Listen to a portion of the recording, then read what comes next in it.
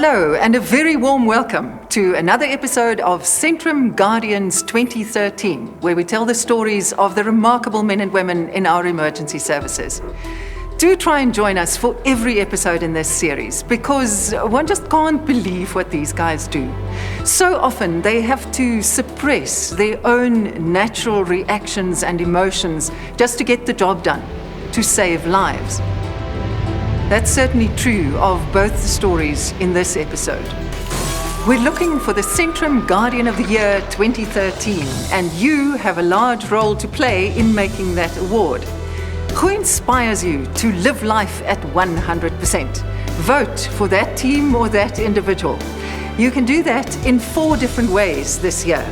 Either via SMS on 34020, on the website at www.centrumguardian.com, on Facebook, or on our Mobi site, www.centrumguardian.mobi. You can vote 10 times on each channel for each finalist.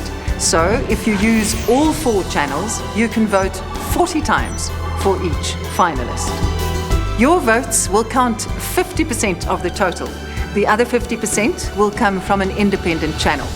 Don't let it happen without you. Start voting today. After the break, a rescue of epic proportions in conditions which challenged the most experienced of rescue workers. This is big. Chaos. The first few seconds, it's like your brain can't really take in what you're seeing.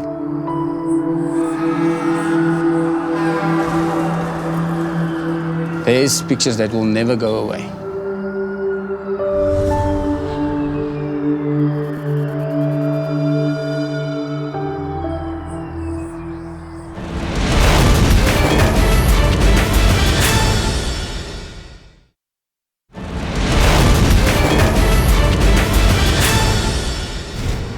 Bus 422 was en route to Meyerton on the morning of the 25th of June. The bus came down this off-ramp, and for some reason it didn't stop at the stop street. No one will ever know why. Instead, it carried on going right through this barrier and into the water below.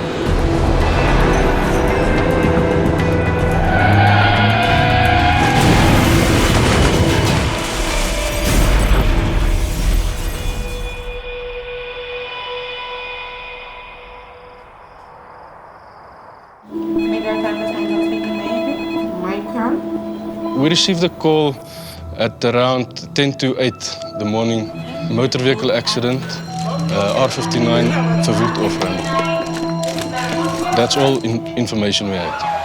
A fire and rescue team from Meyerton Station was immediately dispatched. On the way to the accident, we are telling the guys, listen, you do the cones, take the extinguisher, you take the jump back, you cordon off the scene with barrier tape.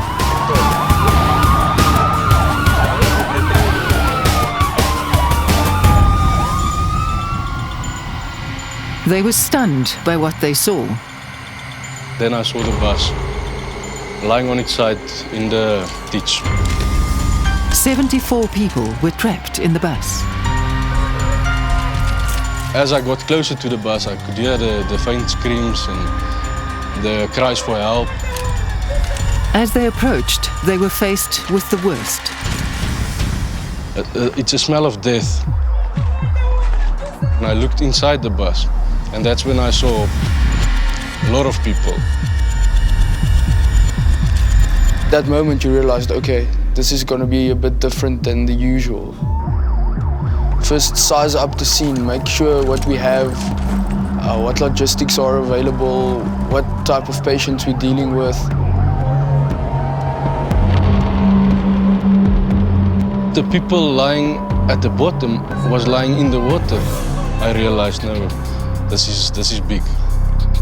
Too big to handle without district backup. My first priority was to get more hands on the scene. Okay, my brother phoned me. He was there second on scene. When he phoned me, you could have heard this was something major. The call went out to all available resources in the area. Just heard one of the crews from the ambulance screaming on the radio, Citibank call center, please send all Citibank ambulances. Next moment, everyone's phone started ringing. Whether on duty or off, rescue workers responded to the call. Not a question of are you on duty or off duty. You go to help the people. It's that instinct, you need to help. Immediately when I arrived, I saw the other guys was on scene already, and I just jumped. When we arrive at the scene, it's like we are shutting down as human beings. The first few seconds, it's like your brain can't really take in what you're seeing. You just want to go everywhere and do everything at once. You don't know where to start. Paramedic Sipiwe Pino brought order to the scene. Immediately, I became the incident commander, and then I took charge of the scene. All members of the team fell into step. Suddenly your training takes over. You know exactly what you have to do. Get the basket stretcher down there and start getting the patients out. One by one, the people was coming out, and then he said 60 people still trapped inside the bus. They hauled victim after victim in grueling conditions. It was very cold that morning. The bus was lying in a stream of water and mud. You had to work knee-deep in that mud, very cold. Biggest obstruction was the area where the scene happened. Obviously the bus is difficult to get all that people out of the bus through only a small window, only a back. So we had to carry the heavy jaws of life extrication equipment of ours in that mud. We started to open the bus on the side. With the jaws of life, the team gained better access to the victims. There were people trying to grab onto the side of the bus, but they were stuck by the foot or the arm. You need to move an arm, you need to move a body part, you need to move a leg. The deceased patients, you have to make your way over them to treat the ones that's still alive. Surviving patients were near hysteria. And at one stage, one of the patients, a lady, grabbed my arm and she's asking, please help me. But we can't take her out because there's between 10 and 20 people that's lying like this. I think I haven't felt so helpless in all these years on the road.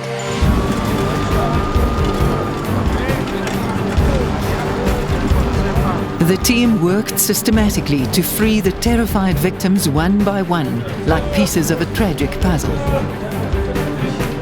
It was touching your heart because you know there's people in there and these guys are trying their best to get those people out as fast as possible. Just trying to concentrate on the one that you are saving at that moment. No one was panicking. Everyone knew exactly what they had to do. Everyone followed orders. Patients were extricated, stabilized and prioritized. All the priority 1 patients, P2 patients, P3 patients are divided into certain areas so that they can be attended to. Ambulance services ran relays to get patients to hospitals. Some of the other ambulances had to go to the hospital and drop off the patients and then come back to come and pick up the other patients. The team worked in the bitter cold for 6 hours to free every victim from the bus. When you've got such an adrenaline rush, you don't feel the temperature or you just worry about what needs to be done. I've just kept on going. My job is get the people out, get them to hospital. I can rest afterwards. 74 people boarded the bus that morning. 19 of those people died at the scene. This person went to work this morning and, he's not going home. Through the efforts of emergency services, 53 people were saved that day.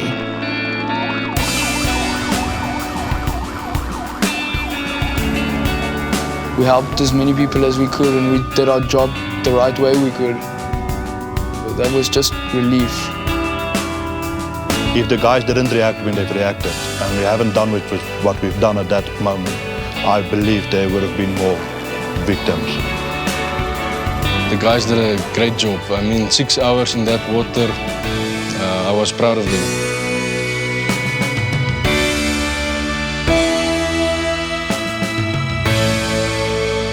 What a story. Focus, skill, determination, keeping a cool head and working with your team.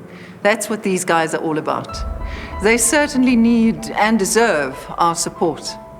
If this team inspires you to live life at 100%, vote for them. Use the word focus and choose any of the 4 possibilities: SMS, the website, Facebook, or your cell on the Mobi site. You can also use them all. Proceeds from SMS votes will go to the base station of the Guardian you voted for. We're all on the roads every day. Let's get some advice from Gerald.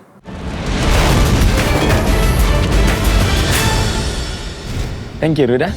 Guys, with this tip, I would like to give you advice on what to do if you get involved in an accident or you witness an accident happen. The first thing that you want to do is to make sure that you contact the emergency services. Now, everybody's got a cell phone these days, which makes it quite easy for you to get hold of them. So if you've got a cell phone, you dial 112, or if you're close to a landline, you can dial 10177. And don't worry about the charges because you will not be charged for it. You need to give them the exact location of where the incident is, and you need to paint them a picture of what is going on there. Now, that includes how many people are injured, how many cars are involved. The first thing that you want to do is make sure that you're safe. Okay, if the scene is safe for you to approach the incident and try and help whoever you can help. Make sure that you do have gloves. You do not want to find yourself touching somebody else's blood or getting in contact with bodily fluids from the injured people, because there's a lot of communicable diseases out there. Number 2, if somebody complains of neck injuries or is feeling pains on the neck or feeling pains on the back, please do not move those people around. Rather wait for the emergency services to get there and they'll be able to help that person. If a person is bleeding, find something that you can use like a shirt or a jacket that you can apply pressure onto the wound where the person is bleeding to try and decrease the amount of bleeding that the person has. Remember guys, for you to save somebody else's life, you have to be safe yourself. So be safe.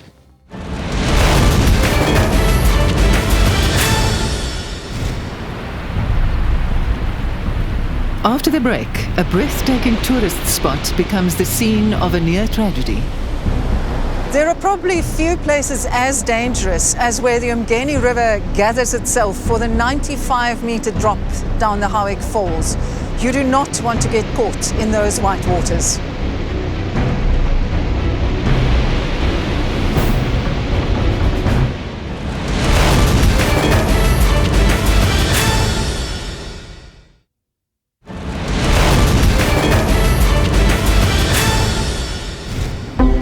The small town of Howick in the KZN Midlands is known as the place of many waterfalls. The most dramatic of these are the Howick Falls. The falls, it's too high. The Howick Falls drop more than 100 meters. Yeah, and then the water there, it's very, very heavy. Ronnie Ndlovu is proud to be watch commander at the Howick Fire Station. It's a passion. You must like what you're doing. That's what makes me a fireman. Yeah. It's a lifelong dream that he's held since he was a small boy growing up on the banks of the Umgeni River. At home where there's little TV, the small ones. It's where we're able to see there is something that they call firefighting. There is something they called fire engine. And then said, no, one day I'll be like those people. I'll be a firefighter. On June the 3rd last year, his passion for the job was severely tested. His station received a call from sightseers at the falls. It looked like somebody was stuck on the fall. A woman stuck on the edge of a precipice, a death drop just meters away.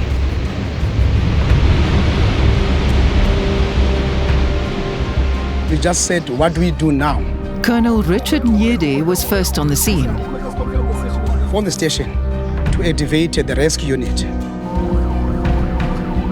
Me and Smith, we're filling up the water in the fire engine. And then it's where I received the call that I must come to Howick Falls. Because there's someone in the falls. Someone in the falls, what is doing in the falls? Ronnie and firefighter Londi Smith rushed to the falls. But in the time when everything was happening, you know, it was like, what do we do now? When I get there, what I notice, plenty cars and plenty people. I didn't know what's going on there. Where's the victim? I said, no, come.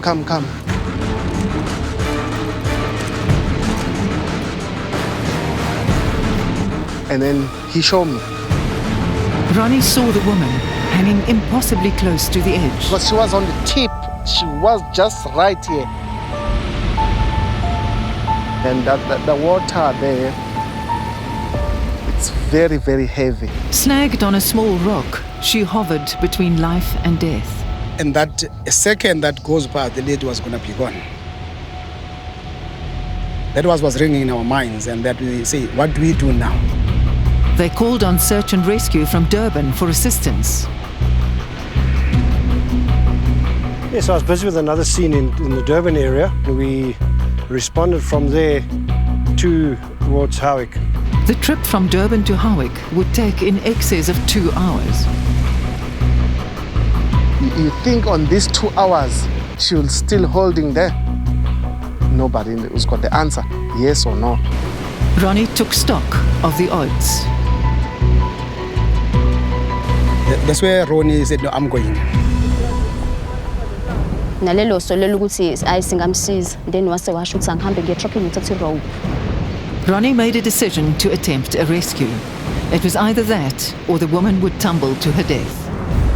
If we do not get her out, obviously we were going to feel bad because we had a time to do something. And that's what was ringing in our minds. And then I tied myself first. Ronnie instructed the crew to anchor the rope to a tree. I took all my shoes, everything, except my clothes. There was no time to hesitate or to come with a plan. Acting on instinct, Ronnie stepped into the freezing water. I went with the mentality, I'm going to grab her and then I'll come with her. I never had that mentality, no. As he moved closer, he felt the pull of the falls. The water, it's going towards her. Because she was on the tip of the falls, so the water there is making noise. Ronnie, he's risking with his life. The rope around his waist stood between life and death. I did trust the rope. That rope is very strong. The water was flowing strong because I couldn't walk. I just sat down and then the water took me. Ronnie's crew held their breath as he inched dangerously close to the edge. What if he also goes down? But I make sure my feet are on the front just to feel the rocks until I get there. There was much of danger. We were all like saying, Ronnie, make sure if you feel that you might go down and shout. No way to go back, no way. Ronnie could see the woman was losing her grip. But we could see him making it. Because we didn't want to lose him, because that was possible. And then when Ronnie was like close to the radiant, and that's where Smith shouted that we need to be radiant. Ronnie was sitting at the tip of a 100-meter waterfall. I was there where she was. One slip and it would be the end. It's very dangerous. Very dangerous. When I get to her, I tie her with the rope. I tried to speak to her. She couldn't speak. When he grabbed her, then you could see that she was responding. That made everybody feel like, no, what, we were winning. And then I tell Smith, tell these people to pull. And we were all like come Sisi, come Sisi, come Sisi. I think that also gave her strength. and then I pull it until we get to the safe place. And then when I get there, I took a breath, a deep breath. Rescue workers from Durban arrived to find them safe on the banks. She had been rescued and she was placed on a stretcher on our arrival.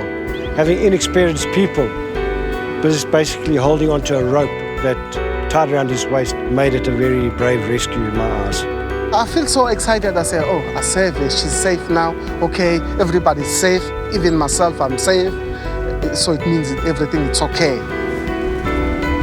He helped the girl out from the danger. I said, that's my brother. That thing is like him. That is him. That is him. Firefighters do much more than take cats out of trees. Ronnie Ndlovu quite literally put his own life on the line to save someone else's. If he inspires you to live life at 100%, vote for him. Use the word instinct and SMS it to 34020 or go to the Centrum Guardian website, our Mobi site or Facebook. However you do it, get your votes out there. Remember, you can vote 10 times for every finalist on every platform, and proceeds from the SMS votes go to the base station of the team or the individual involved. Whether it's a bus full of desperate, helpless accident victims or one woman about to plunge to her death, the emergency services are the ones who make all the difference. Remember, the Centrum Guardian of the Year 2013 will be chosen by you and an independent panel, 50% each. So make very sure that your votes are in there. Here are the 4 possibilities again. You can send an SMS on 34020 or go to the website, the Mobi site or Facebook. That's all from us for today.